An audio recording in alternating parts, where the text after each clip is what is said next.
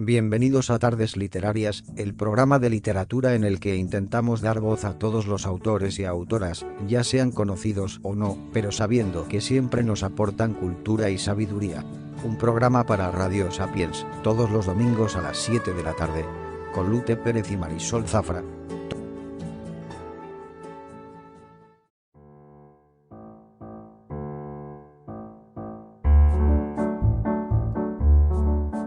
Bienvenidos a las Tardes Literarias, el programa semanal de literatura en el que se intentará dar voz a los libros, autores y autoras, ya sean famosos o no tanto, pero con una labor literaria y una gran calidad al placer de la lectura. Tardes Literarias con Marisol Zafra y Lute Pérez.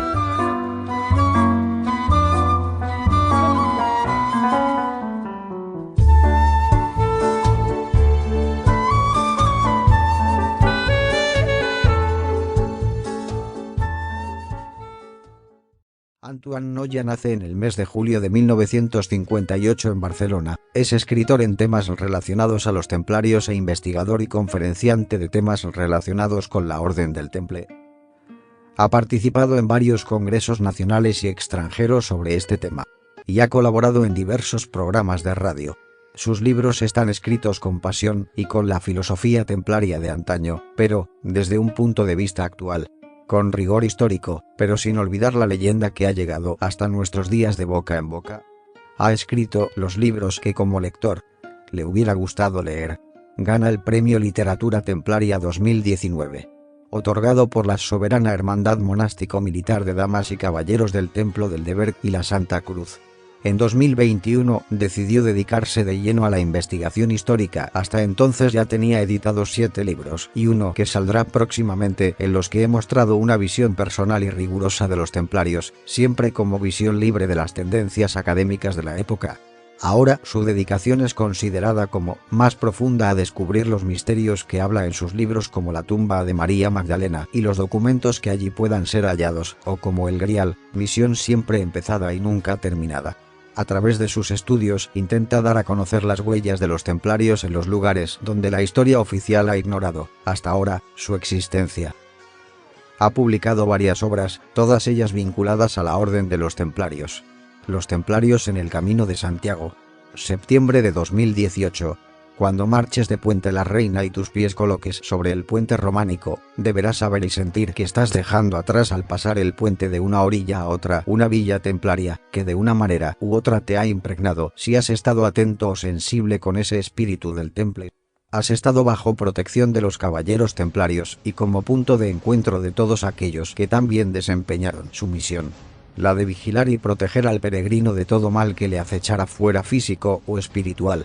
Tenemos todos los elementos para reconocer Puente la Reina como un enclave mágico templario, y que el crucifijo de la Pata de Oca no sería más que un eslabón en la extensa y complicada cadena de la tradición del temple. Los templarios en el Bierzo. Ponferrada, punto de encuentro. 26 septiembre de 2018.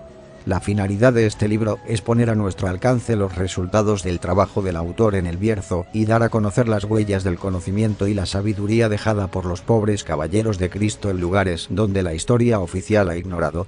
Leyendas de templarios. Los espíritus de los templarios nos visitan. 7 de noviembre de 2019. No hay nada que nos estremezca tanto que ver a personas que no deberían de estar ahí. El honor y la nobleza en las almas de los templarios sobrevivirán en el tiempo, porque los espíritus de los templarios nos visitan. Si tenemos fe, veremos lo invisible, creeremos lo increíble y recibiremos lo imposible. El hecho que no veas algo no significa que no exista. Manjarín. Una luz en el Camino de Santiago. 16 de abril de 2020. Este libro pretende ser un homenaje al refugio de Manjarín y a Tomás Martínez de Paz, hospitalero del Camino de Santiago desde hace más de 25 años, en la ruta sagrada de los pobres caballeros de Cristo, el camino de las ocas salvajes del druidismo celta, la ruta de las estrellas de los místicos medievales. Un camino espiritual, ruta de aprendizaje para todos los caminantes. María Magdalena. Cátaros y templarios. 30 de diciembre de 2020. María Magdalena ocupa un importante lugar en los misterios templarios. Conocer y comprender su historia y las enseñanzas que nos transmitió es parte de los estudios que todo templario debe conocer. Quien comprende esto poseerá la llave mágica ante la cual todas las puertas del templo se abrirán de par en par. los templarios y el Grial. 17 de febrero de 2021. Un secreto salvaguardado a través de los años, un enigma sin resolver. El objetivo de todo caballero templario es encontrar y proteger el Santo Grial. Sabemos que tenemos una misión siempre empezada y nunca terminada: encontrar el Grial. Ahora es posible. Viaje a través de las leyendas. Viaje a través de las leyendas tradicionales de los templarios. 4 de julio de 2021. Los que no conocen las leyendas de los templarios no conocen nuestra historia más misteriosa y esotérica, porque larga es la sombra de los templarios. Me propusieron hacer este libro como testimonio escrito dedicado a todas aquellas personas que dicen que los templarios tuvieron escasa presencia en la península ibérica. Este libro demuestra que toda ella es templaria de una punta hasta la otra y que dejaron una profunda huella en todos los pueblos en los que mantuvieron su presencia.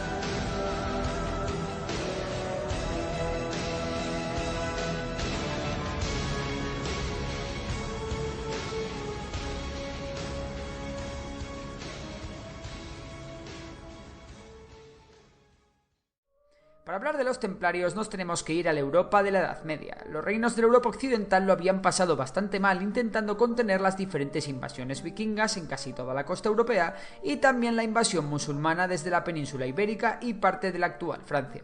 Sin embargo, con el tiempo, los reinos cristianos vencieron a todos estos y comenzaron a aumentar su poder. Las ciudades recobraron la importancia que habían tenido en los tiempos del Imperio Romano, nuevas técnicas impulsaron la explotación agraria y el comercio volvió a ser la principal vía de crecimiento económico para los diversos reinos cristianos. En aquella Europa medieval había una fuerza superior que era el eje central de la sociedad y que daba forma y sentido a los diferentes reinos que poblaban Europa. Hablamos, como no, de la religión, es decir, del cristianismo.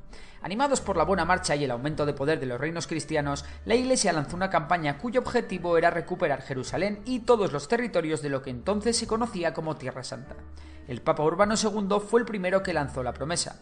Al grito de Deus lo vult, Dios lo quiere, todo aquel que participase en esa campaña estaría libre de pecado e iría al cielo. Así comenzaron las cruzadas. Durante la primera cruzada los cristianos consiguieron conquistar Jerusalén y crear el llamado Reino de Jerusalén. 9 caballeros cristianos que participaron en las cruzadas decidieron quedarse para proteger Jerusalén y proteger a los peregrinos cristianos que en el pasado habían sido víctimas de todo tipo de atrocidades. El rey de Jerusalén concedió a estos caballeros un palacio en el que poder descansar. Esta especie de cuartel general se situaba en la mezquita de Al-Aqsa, ubicada en el interior de lo que en su día había sido el recinto del Templo de Salomón. Por estar dentro del Templo de Salomón, estos caballeros recibieron el nombre de Caballeros Templarios, aunque el nombre oficial de la orden será la Orden de los Pobres Caballeros de Cristo del Templo de Salomón. Al principio la orden apenas contaba con los 9 caballeros fundadores a los que habría que sumar a su séquito, en total no más de 50 personas que no podían hacer mucho más que guardar algunas rutas de peregrinación. 9 años después de la creación de la Orden de Jerusalén, en el 1129, durante el Concilio de Troyes, se redactaron las reglas de la Orden Templaria, en las que se detallaban los rezos, el ropaje, el peinado, las armas y todo aquello que debía rodear a la vida de un caballero templario. Las noticias de esta nueva orden pronto llegaron a toda Europa, una Europa que se volcó con la Orden Templaria, llegando de todos los reinos cristianos cuantiosas donaciones y voluntarios que querían convertirse en caballeros templarios. Así es como la orden engrosó sus filas hasta contar con cientos e incluso finalmente miles de miembros. Los caballeros templarios tenían unos códigos súper disciplinados. No solo tenían que privarse de tener esposas e hijos, sino que tenían que llevar una vida sobria, sin grandes lujos, y en los que el eje central de su existencia fuese el servicio a Dios. Al final casi se les podía considerar una especie de monjes guerreros. El caso es que la orden templaria fue ganando más poder y prestigio a la vez que sus filas aumentaban. Los templarios fueron una pieza clave en la Segunda Cruzada, ya que aportaron un gran músculo militar haciendo de una especie de fuerzas de élite que incluso escoltaban al rey de Francia. También los templarios fueron importantes en la reconquista de la península ibérica. Por todo ello, las donaciones que llegaban a la orden por parte de reyes, señores feudales y demás gente acaudalada crecieron como la espuma. Esto permitió a los templarios crear una serie de fortalezas en Tierra Santa y en Europa, a la par que se hicieron con grandes extensiones de tierras. De hecho, la orden llegó a hacer préstamos hasta la corona francesa, y es que para entonces la orden templaria poseía una de las mayores riquezas de Europa. También ocurría que los nobles que iban a las cruzadas dejaban todas sus riquezas y tierras a los templarios para que las administrasen en su ausencia. Y es que los templarios no tenían un pelo de tontos, ya que también permitían a los peregrinos depositar todas sus riquezas en Europa y obtener una carta con sellos secretos templarios que permitía que la orden abonase esos fondos a la llegada de los peregrinos a Jerusalén. De esta manera el peregrino evitaba poder ser atracado en su peregrinación, y los templarios se llevaban una comisión en forma de porcentaje. Por ello se puede decir que los templarios fueron los primeros en inventar el cheque, e incluso podemos decir que los bancos modernos. Los templarios también tenían sus propios barcos, con los que comerciaban y generaban aún más riqueza, lo que les convirtió, vamos a decir, en la primera multinacional de la historia. Hacia 1170 la orden contaba con tierras en las actuales Francia, Alemania, Reino Unido, España y Portugal. Sus tierras no pararon de crecer e incluso todo Chipre llegó a ser suya.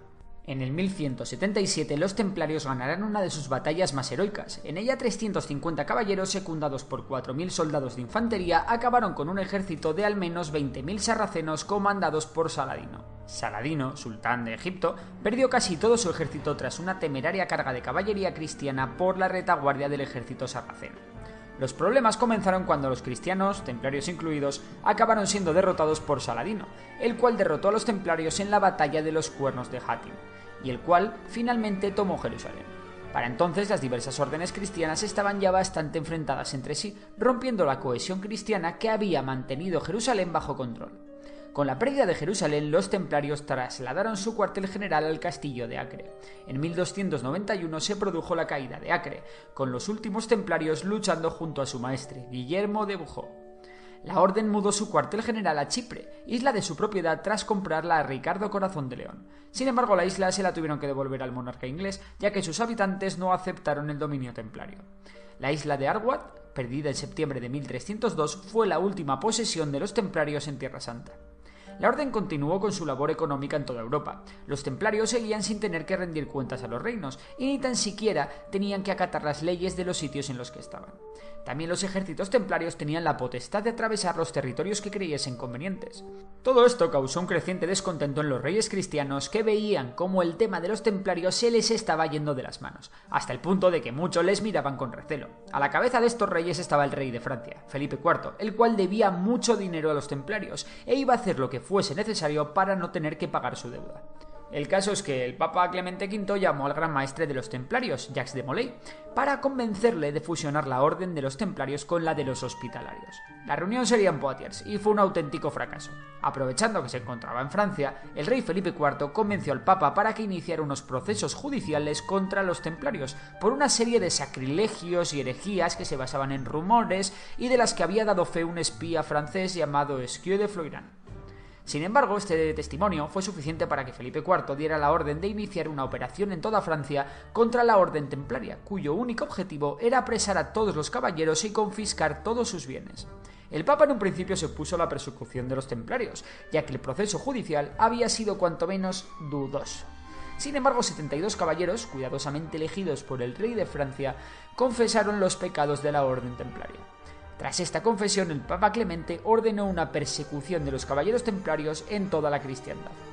La mayor parte de los templarios confesaron diferentes crímenes tras insufribles torturas o simplemente ante la amenaza de estas torturas. De hecho, el mismísimo Gran Maestre confesó todos sus supuestos crímenes. Sin embargo, el Papa quiso reconciliar al Gran Maestre templario con la Iglesia en un acto público frente a la Catedral de Notre Dame en París.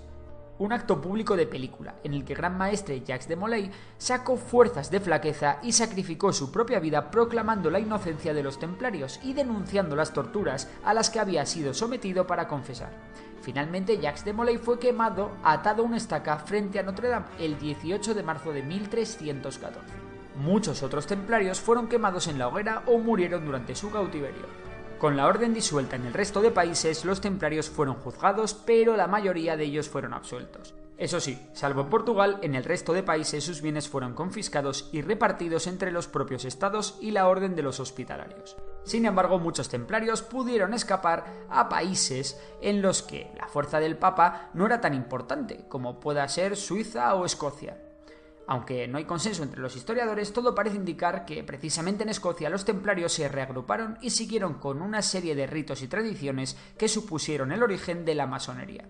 En cualquier caso, se cree que durante siglos la orden siguió existiendo en la clandestinidad, pero sin ningún poder real en la sociedad europea. En el siglo XIX primero y en 1932 después, la orden ha intentado ser reinstaurada y han surgido diversos grupos o asociaciones que se reconocen a sí mismos como los descendientes de los templarios. Pero ninguna de estas organizaciones tiene mucha importancia ni tiene ningún poder o influencia política real. Y bueno, esto es todo. ¿Y tú qué opinas? ¿Crees que los templarios eran inocentes? ¿Tenía razón el rey de Francia y conspiraban contra la Iglesia? Hola, brevemente os quería explicar el por qué se hizo este libro. En el año 1993 yo me fui a vivir a Ponferrada, me tomé 2 años sabáticos, dejé mis consultas en Malgrat, en Barcelona y en Vilafranca. Me fui a vivir y a descubrir el mundo templario en la zona del Bierzo, en Ponferrada. Allí empecé a descubrir un montón de sitios que la historia oficial había ignorado, donde los templarios habían estado. Y a raíz de escribir el primer libro, Los templarios en el Bierzo, empecé a descubrir que el Camino de Santiago estaba envuelto como si fuera una gran aula de piedra, todo por descubrir, por indagar, y me empecé a buscar. Poco a poco fui haciendo todo el camino, buscando los sitios templarios. Allí encontré realmente la esencia del temple, donde vivía, donde convivía, donde realmente había escondido todos sus secretos. Es por ello que, si lo deseáis, en este libro, Los templarios en el Camino de Santiago, encontraréis todo lo que yo pude descubrir, indagar, buscar y encontrar en el Camino de Santiago. Para mí, no es solamente el camino, sino es el camino del temple. Si lo deseáis, los encontraréis en Amazon. Un saludo. L Ediciones. Somos la editorial especializada en la edición y publicación de libros y novelas. Tenemos una amplia experiencia en el sector editorial y conocemos a la perfección el proceso de publicación de cualquier libro. En L Ediciones podemos hacer tiradas desde 30 y hasta 5.000 ejemplares, a un precio más reducido que el que ofrecen en las imprentas convencionales. Si tienes una obra y quieres un presupuesto sin compromiso, contacta con nosotros. lediciones@lediciones.es, www.lediciones.es, WhatsApp 665-559862. Somos tu editorial de autopublicación.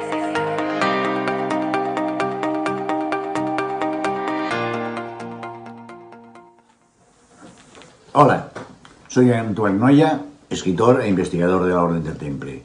Y hoy quiero hablaros del castillo de Cornatel y de las experiencias paranormales que tuvimos allí. El castillo de Cornatel se encuentra ubicado en el municipio de Prieranzo del Bierzo. Su nombre significa cuernos de la tierra.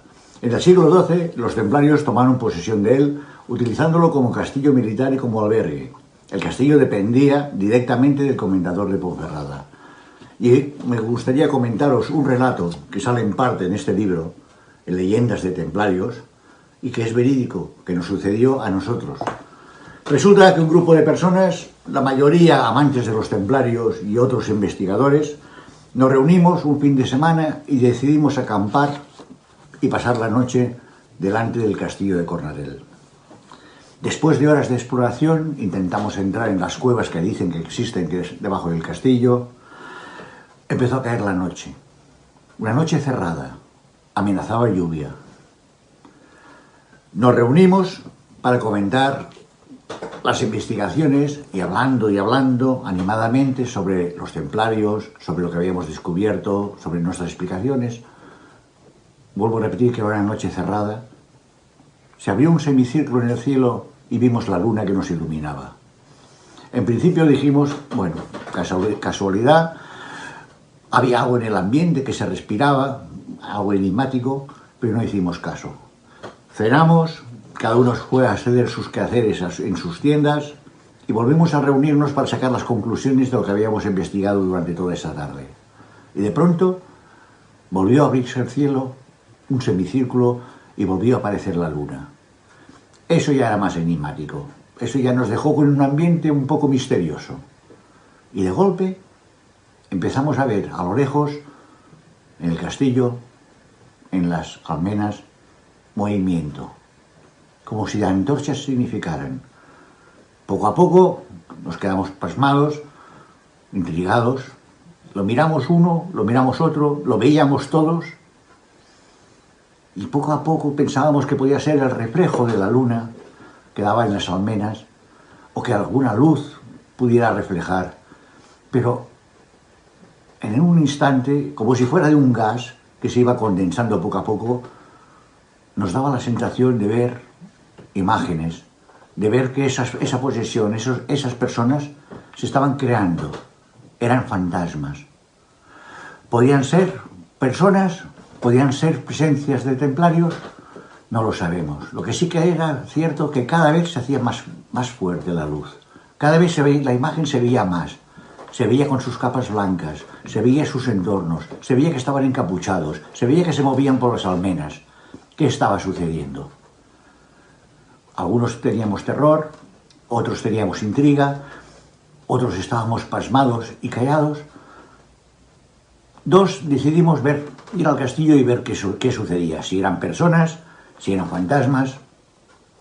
Nos acercamos, entramos en él y no había nadie, ningún ser humano. El castillo estaba cerrado, pero poco a poco, donde estaban las almenas que se dirigía hacia el campamento donde nosotros nos encontrábamos, vimos esas imágenes, a lo lejos, no de cerca. Pero teníamos una sensación que nos entraba por el cuerpo de que nos estaban observando, de que nos estaban vigilando. Y decidimos por todos los medios marchar de allí, dejarlos tranquilos, no perturbar su marcha. Sabíamos perfectamente que podían ser fantasmas de los caballeros templarios y no queríamos molestar. Nos fuimos y nos volvimos al grupo, les explicamos que no había ningún ser humano por aquella zona, que no había nadie, que eran presencias exactamente, que cada uno interpretara como quisiera y viera como pudiera ser, o que llegara a sus propias conclusiones. Nos reunimos para seguir viendo y de pronto paró. Ya no había nada, ni antorchas, ni imágenes, no había nada, ninguna especie, nadie. Y de golpe el cielo se volvió a abrir en semicírculo y volvió a aparecer la luna. Increíble, sí, pero cierto porque yo lo vi. Lo puedo explicar, os lo podéis creer o no, pero yo lo vi. Y no solamente, sino todo ese grupo de personas numerosas que éramos, lo vimos. De momento todo desapareció, ya no había nadie más. Nos sentamos, intentamos llegar a conclusiones de lo que habíamos visto. Y realmente es sorprendente ver en un sitio presencias cuando no tendría por qué verlas. Es realmente sorprendente que tú puedas participar en esa visión. Es así, la experiencia es esta. Creemos perfectamente que los fantasmas existen en castillos, en albergues, en iglesias, y que muchos de ellos llegan a la conclusión de que tienen que guardar el lugar en momentos concretos. Y esa suerte tuvimos ese día de que estábamos en el momento preciso, en el lugar adecuado. Y lo vimos. Si siguen ahí o no esos seres, no lo sé. Realmente como experiencia nos dijo, o me llegué a la conclusión, de que no estamos solos, de que hay ciertos momentos que esos espíritus están. Realmente por simpatía hacia uno, para demostrar hacia otro, no lo sabemos. Lo que realmente sabemos es que existen y que esa experiencia la hemos pasado. Gracias, hasta la próxima. Hola de nuevo, soy Antoine Noya, escritor e investigador. Hoy seguimos hablando de los lugares mágicos en el Camino de Santiago y de uno que sale en mi libro, Los Templarios en el Camino de Santiago. Y es que nada más y nada menos estamos hablando del Castillo Templario de Ponferrada, castillo mágico, grandioso, misterioso, por excelencia. Cuando llegué a Ponferrada, nunca hubiera imaginado que esos caballeros hubieran dejado tanta huella en el Bierzo, en el mismo lugar donde la capa blanca ondeaba movida por el viento, y la cruz roja destacaba a lo lejos. Sentí la necesidad de escribir, de investigar sobre la Orden del Temple. Y empecé por el castillo de Ponferrada. Llegamos a él, nos situamos delante, y a mano derecha tenemos un Bafumet, una cabeza con barbas que nos enseña y nos dice que en ese castillo había el comendador. Y a mano izquierda, la flor de lis, que nos sigue y nos indica que ahí había el alquimista. Levantamos la vista y nos encontramos con la primera Tau, que nos marca y nos dice que allí se repartía el conocimiento, que aquello era una aula esotérica. Esta es la primera Tau de las 3 que existen en el castillo, y una cuarta que se encuentra en el cementerio viejo de Ponferrada. El castillo ha sido remodelado ya muchas veces, hasta se intentó hacer un campo de fútbol en su interior. Ahora el ayuntamiento lo ha vuelto a modelar, ha puesto unas nuevas estancias y demás, pero lo que es la esencia, la nivel de energía templaria, continúa estando en el castillo viejo, que es el que está más en su interior. Ahí luego tuvimos una serie de experiencias paranormales que luego contaremos. Estamos ya en el castillo y, como tal, siempre todo el temple nos dejó sus señales de reconocimiento, las taus que nos indicaban los sitios propicios donde estaban. Y hay algo muy curioso que muy pocos autores han dado crédito, han escrito sobre ello. Y es que en este castillo se encontró una tabla de piedra, ¿no?, que nos marcaba un lugar concreto, que es esta eran sus símbolos, que nos marcaba su lugar concreto en las caballerizas del mismo. Esta tabla está documentada en diversos libros y también está dibujada o pintada en un cuadro de Fuentes que está en la catedral, que está en el Museo de León. ¿Qué significa? Tiene todo un significado que sería muy largo de explicar en estos momentos. ¿Qué más nos encontramos en el castillo? Existe todavía hoy en día una cruz con un Cristo, que se le llama el Cristo de las Maravillas, que en estos momentos se encuentra en la Virgen de la Encina. También existen las leyendas de la Virgen Negra de la Encina, que es original, no desapareció. Unos dicen que volverá a aparecer cuando vuelvan los templarios, que algún templario se la llevó. Existen normalmente diversas leyendas. Pero lo que más me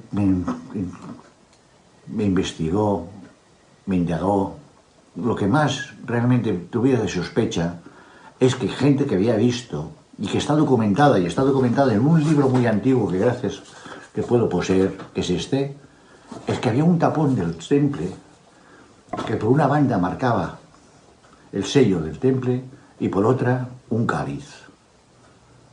Algo increíble. Este tapón desapareció, dice que alguien lo posee y que realmente podría marcar que en este castillo pudo estar el Grial, el Santo Grial. Hasta aquí realmente lo que podemos encontrarnos de la energía y del poder que podía tener el temple. Pero vamos más allá.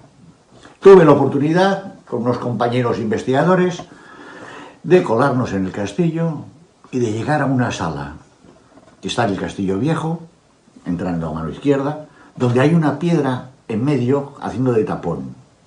En esta piedra, decíamos, existe un tipo de energía muy fuerte, un tipo de energía telúrica, un tipo de energía energética, que realmente pones las manos y notas esa vibración. Pero fue más, conseguimos penetrar a la estancia interior de esta piedra, que hoy en día es muy difícil de llegar, y pasamos allí la noche.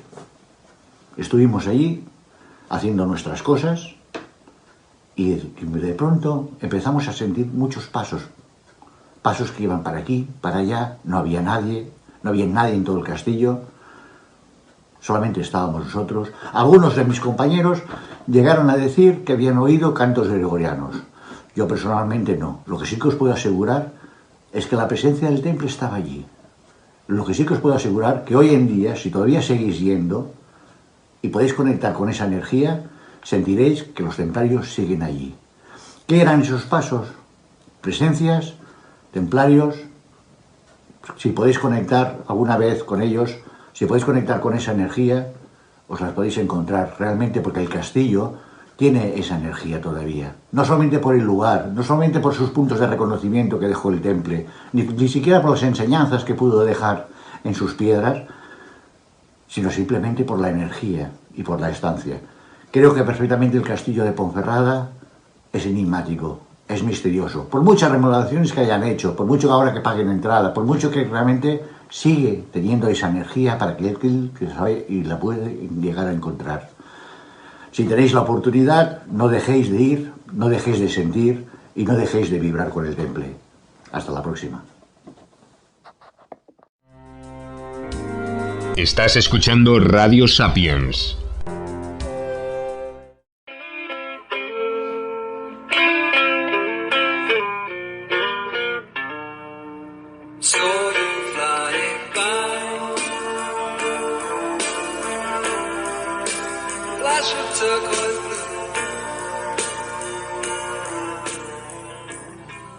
Aquí ya comenzó la sección Cine y Literatura con Marisol Zafra.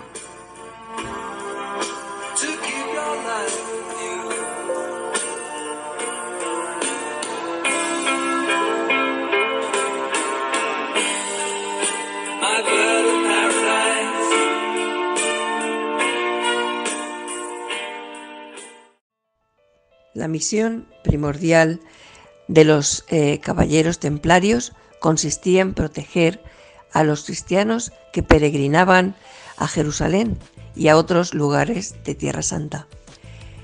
Esa misión original pronto dejó lugar a otra. Los templarios se transformaron en el brazo armado de la Iglesia Católica. ¿Qué tal, queridos oyentes? Esta tarde tenemos una tarde especial.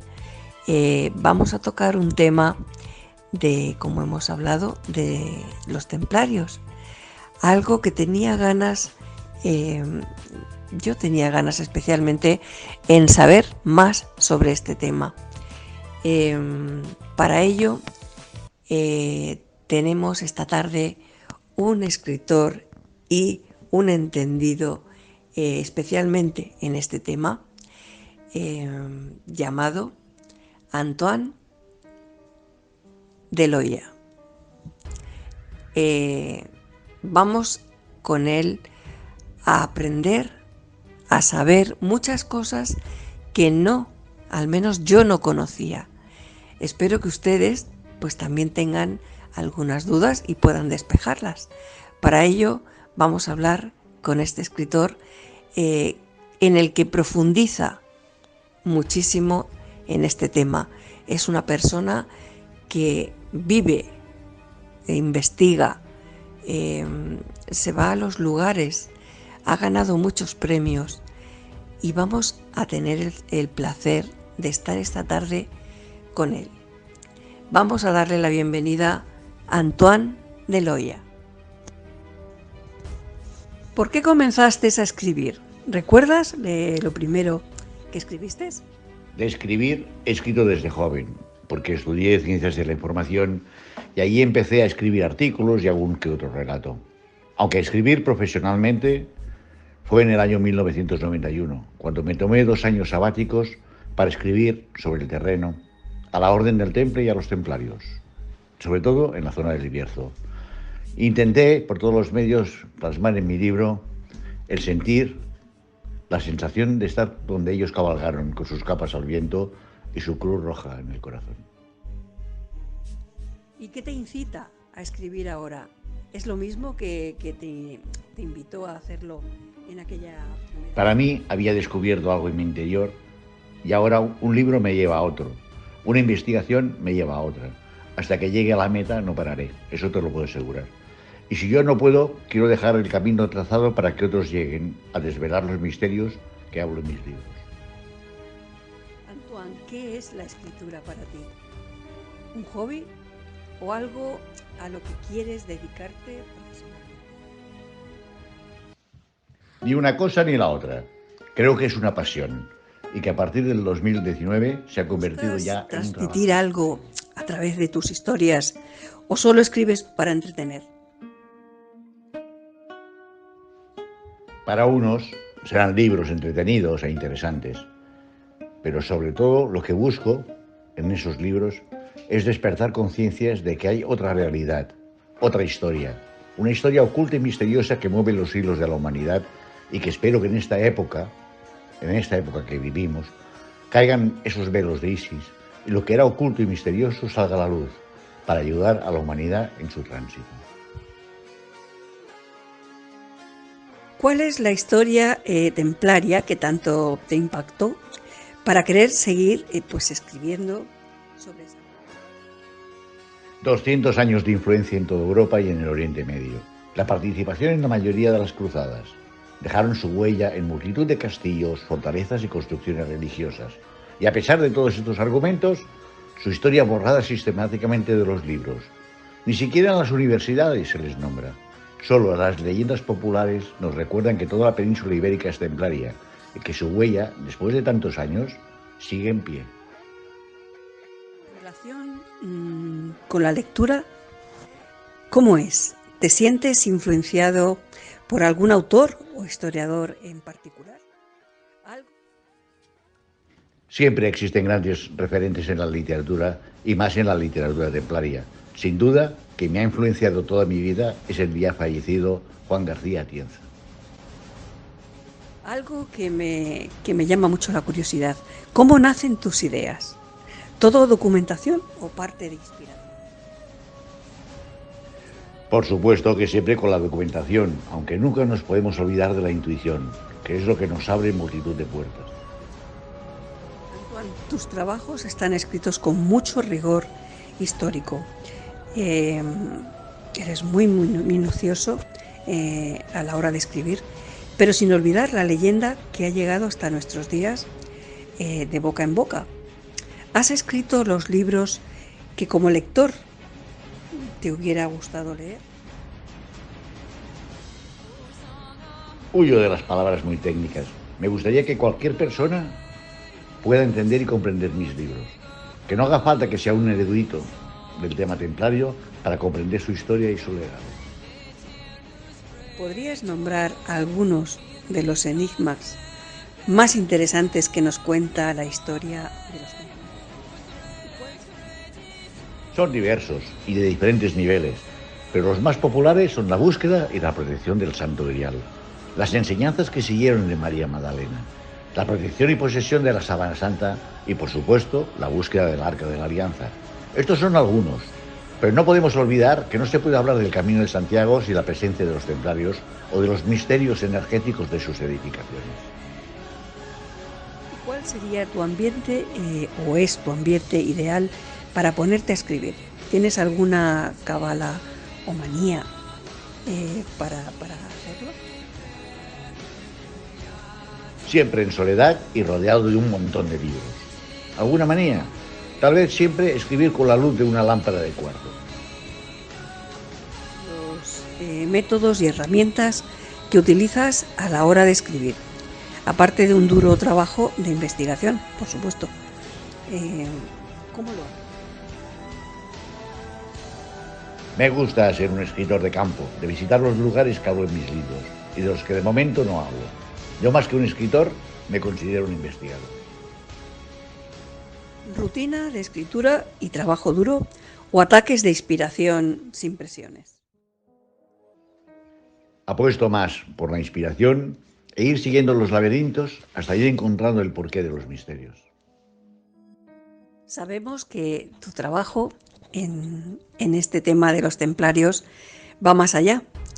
Me gustaría que nos contaras lo de tus talleres de sanación energética y control de emociones. La sanación energética es lo que muchos llaman la medicina holística. Creo sinceramente que todo está ligado y que el ser humano es un todo. Y para su sanación y control de sus emociones hay que tratar el cuerpo, pero también la mente y el espíritu. En estos talleres que doy, lo que se pretende es entender esto y dar las herramientas para llevar a cabo esa sanación energética. ¿Y ahora en qué proyectos trabajas actualmente? ¿Nos cuentas también algo sobre proyectos futuros? Sabemos que eres... En breve saldrá mi 8º libro, entusiasmado de escribirlo en colaboración con un gran investigador, Carlos Proaño, y sorprendido de todos los descubrimientos que han salido a la luz. El libro en sí se llama Los Templarios en América, Secretum Templi o Sigillum Templi. Y no paras. Tienes varias obras publicadas. Nómbralas y cuéntanos dónde las podemos encontrar. ¿Qué historia? Sí, como ya he comentado, ahora sale mi 8º libro. Empecé con Los Templarios en el Bierzo, zona muy importante para mí. Después, Los Templarios en el Camino de Santiago, todo un trabajo incesante de campo. Otro libro, Los Templarios y el Grial y Leyendas Templarias, donde cuento los lugares donde los templarios hoy en día se manifiestan como espectros o fantasmas. Luego escribí un monográfico al refugio de peregrinos de Manjarín, su importante historia y un homenaje a Tomás Martínez de Paz, hospitalero de Manjarín desde hace 28 años, en un lugar más inhóspito del Camino de Santiago y abierto todo el año para atender a los peregrinos. Después escribí un libro en colaboración con una gran escritora, Ana Ward. Este libro me ha marcado mucho y creo que pronto haré una segunda parte porque hay mucho por escribir y descubrir aún de esta figura bíblica. Más tarde escribí Leyendas Tradicionales de los Templarios para demostrar que una gran parte de España es totalmente templaria y que hay muchos lugares que aún se recuerdan de las leyendas y que han ido pasando oralmente la mayoría de padres a hijos. Y por fin, del que hemos hablado y que en pocos días saldrá a la luz, Los Templarios en América. Aunque algunos son de editorial, ahora, hoy por hoy, están todos en Amazon, en digital y en papel. ¿Qué historia templaria nos recomiendas para empezar a conocer a la Orden del Temple? Si hablamos simplemente de la historia oficial, hay muy buenos escritores, como ya han nombrado Atienza o Rafael Alarcón, o alguno de los libros específicos sobre el tema de Javier Sierra. Si queremos adentrarnos en la protohistoria o en el misterio de los templarios, cualquiera de los míos. Interesante todo lo que nos estás contando, Antoine. Yo la verdad es que sabía muy poco sobre los templarios y con esta entrevista me está quedando pues bastante claro todo el trabajo que hacéis. ¿Quieres decir algo más sobre ti? Ahora es tu momento. Que hace años que he dejado de creer en la casualidad, sino creo en la causalidad, y que el mundo templario es una filosofía de antaño plasmada hoy en día. Y yo simplemente intento dar a conocer esta filosofía, porque creo que el temple es un tema de hoy en día, porque siempre aparece en los momentos críticos de la humanidad. Hoy en día, algunos de mis libros también están en editoriales, pero sobre todo los podéis encontrar en Amazon, también en francés y en inglés. Y en este último idioma, inglés de Estados Unidos, en la plataforma SmartWorks. Y hasta aquí, pues hemos llegado, Antoine, al final de esta entrevista tan maravillosa con una persona entendida en los templarios, como yo quería, como yo le sugerí a Lute Pérez, el coordinador y el director de este programa, que me apetecía saber más de los templarios porque solo tenía una ligera idea y querías que fuese con una persona muy involucrada. Ese es Antoine, ese eres tú, Antoine de Loya, un escritor y dedicado expresamente a los templarios, a este tema, a este género. Te damos un montón las gracias por estar con nosotros en Tardes Literarias, porque ha sido un verdadero placer tenerte con nosotros. En nombre del programa, de Lute Pérez y el mío, te damos las gracias de nuevo y te deseamos todos los éxitos del mundo en todos tus proyectos y un feliz año nuevo. Hasta siempre. Gracias a vosotros por vuestra invitación y felicidades por vuestro trabajo y dedicación en pro de la cultura. Gran trabajo, sin duda. Queridos oyentes, agradecerles una vez más que hayan estado aquí al otro lado de las ondas en Tardes Literarias, acompañándonos y disfrutando de todos los escritores, de todos los que nos vienen aquí a contar, pues cada uno su género, algo que aprendemos cada semana, un poquito de ellos. Pues nada, espero que pasen una feliz semana y nos escuchamos la que viene. No me fallen. Hasta luego.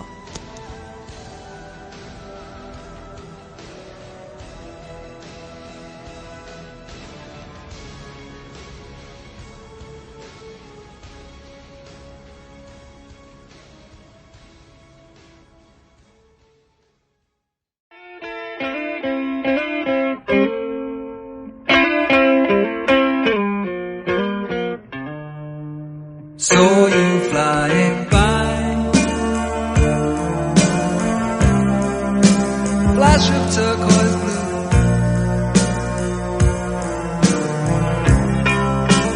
I just had to try to keep your love with you. L Ediciones. Somos la editorial especializada en la edición y publicación de libros y novelas. Tenemos una amplia experiencia en el sector editorial y conocemos a la perfección el proceso de publicación de cualquier libro. En L Ediciones podemos hacer tiradas desde 30 y hasta 5.000 ejemplares, a un precio más reducido que el que ofrecen en las imprentas convencionales. Si tienes una obra y quieres un presupuesto sin compromiso, contacta con nosotros. lediciones@lediciones.es, www.lediciones.es, WhatsApp 665559862.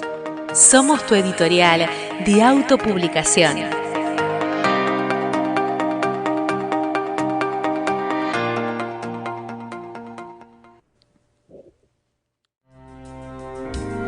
Estás escuchando Radio Sapiens.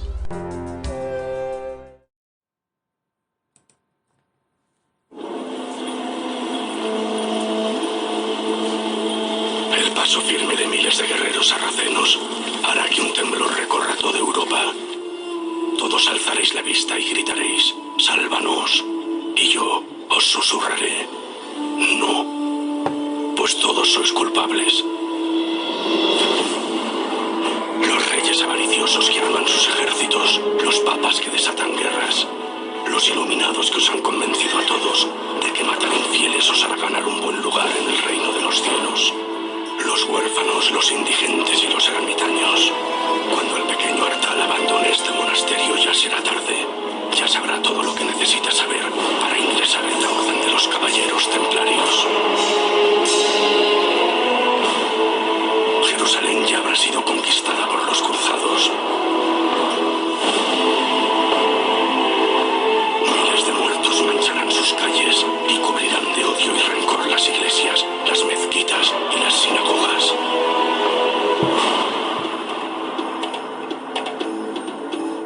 Y todo por vuestra culpa, por vuestra culpa, por vuestra grandísima culpa.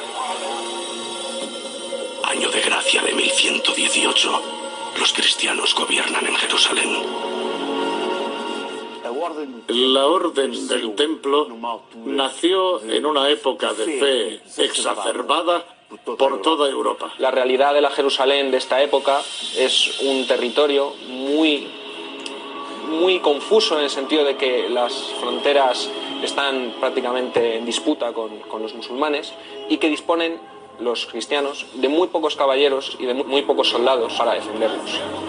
Después de la primera cruzada, la mayor parte de los caballeros y los soldados han regresado a sus casas, han vuelto a Occidente, y en consecuencia las tropas que han quedado son relativamente reducidas. Sí que es cierto que muchos cruzados, una vez que han cumplido el objetivo de conquistar Jerusalén, muchos de ellos deciden retornar a casa. El reino de Jerusalén es muy pequeño y desde el principio, frente a todo lo que se le viene encima, toma una actitud estratégica defensiva. Tierra Santa es una zona de amplio tráfico comercial. Claro, al ser una zona de amplio tráfico comercial, hay una serie de bandas que se dedican a asaltar tanto a las caravanas como a los peregrinos. La peregrinación a Tierra Santa era una experiencia muy peligrosa. Normalmente el peregrino no llegaba a salvo.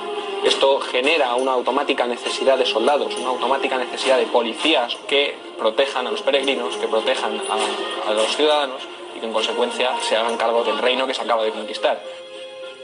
Y hubo una serie de caballeros mandados por Hugo de Payns que se ofrecieron a proteger la llegada de los peregrinos a Tierra Santa, y fueron los primeros caballeros templarios.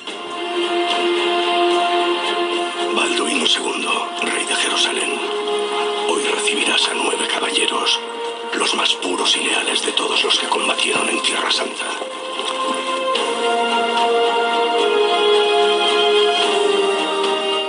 Caballeros que no acuden a ti en busca de un título o de nuevas oportunidades. 9 de los pocos que han elegido quedarse para defender tu nuevo reino. Quizás sus ropas no sean las más apropiadas para presentarse ante un rey.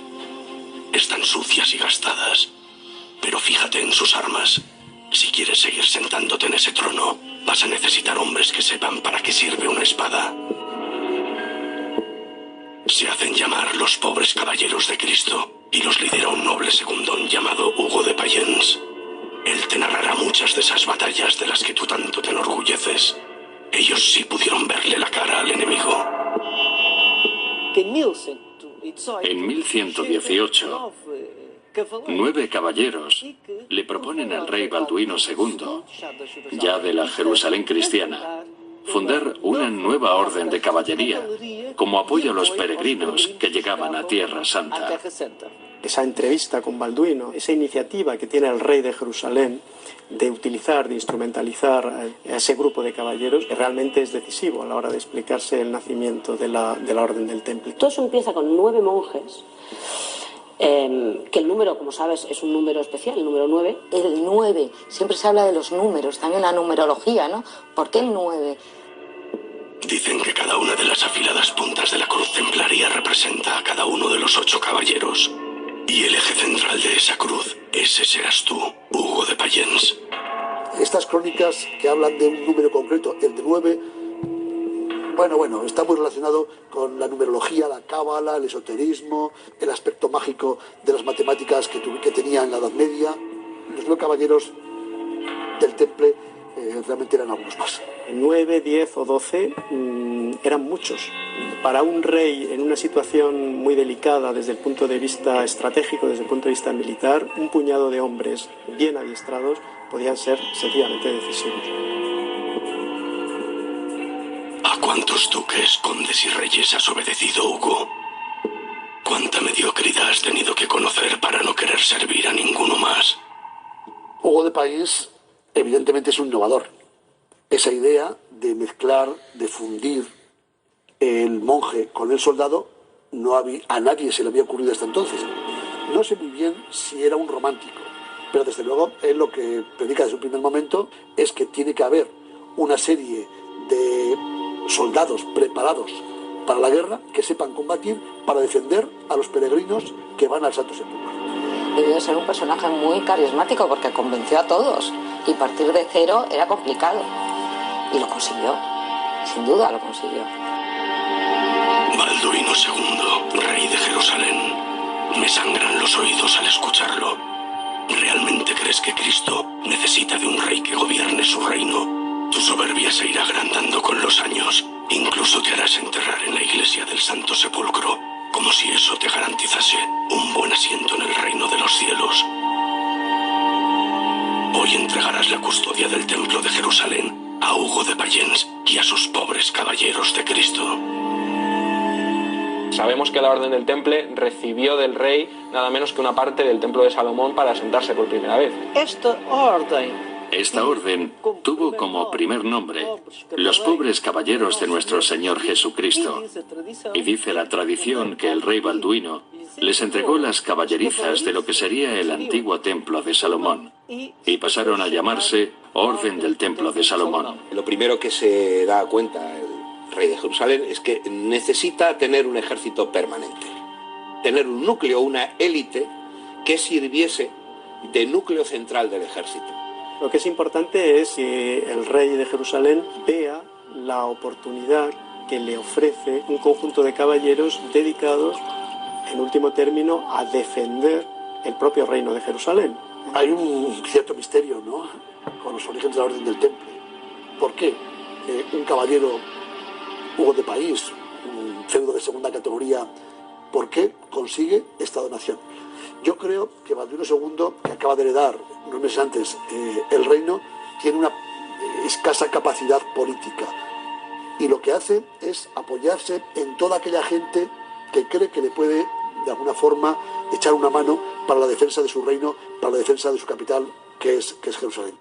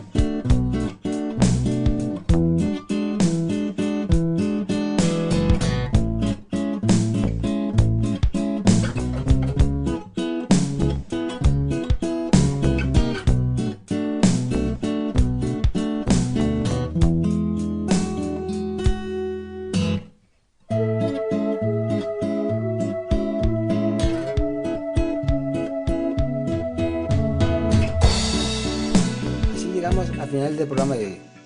Hemos llegado al final y quiero agradecer infinitamente a Dani Miralles que compusiera este precioso tema para mi programa Tardes Literarias. Es siempre un gran placer poder contar con él. Nos despedimos de todos nuestros oyentes hasta la semana que viene, que volveremos con un nuevo autor o autora e intentaremos hacerles llegar a todos el poder de la lectura. Hasta la semana que viene.